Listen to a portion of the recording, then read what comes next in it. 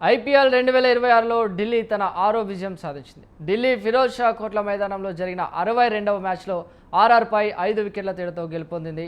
Toss గెలిచిన ఢిల్లీ రాజస్థాన్ను బ్యాటింగ్కి ఆహ్వానించింది. మొదట బ్యాటింగ్ చేసిన రాజస్థాన్ రాయల్స్ 20 ఓవర్లలో 8 వికెట్ల నష్టానికి 193 పరుగులు చేసింది. రాజస్థాన్ బ్యాటింగ్లో ధ్రువ్ జురేల్ 53, రియాన్ పరాగ్ 51, సూర్యవంశీ 46 పరుగులు సాధించారు. డీసీ బౌలింగ్లో స్టార్క్ 4 వికెట్లు సాధించి సూపర్ బౌలింగ్ వేశారు. మాధవ్, ఎంగడి చెరో 2 వికెట్లు తీశారు. అనంతరం 194 పరుగుల లక్ష్యం బరిలోకి దిగిన ఢిల్లీ క్యాపిటల్స్ 19.2 ఓవర్లలో 197 పరుగులు సాధించి తన లక్ష్యాన్ని ఛేదించింది. డీసీ బ్యాటింగ్లో రాహుల్ 56, పౌరెల్ 51, అక్షర్ 34 పరుగులు సాధించారు. ఆర్ఆర్ బౌలింగ్లో జాఫ్రా ఆర్చర్ 2, బ్రిజేష్ 2, షనక 1 వికెట్ తీశారు.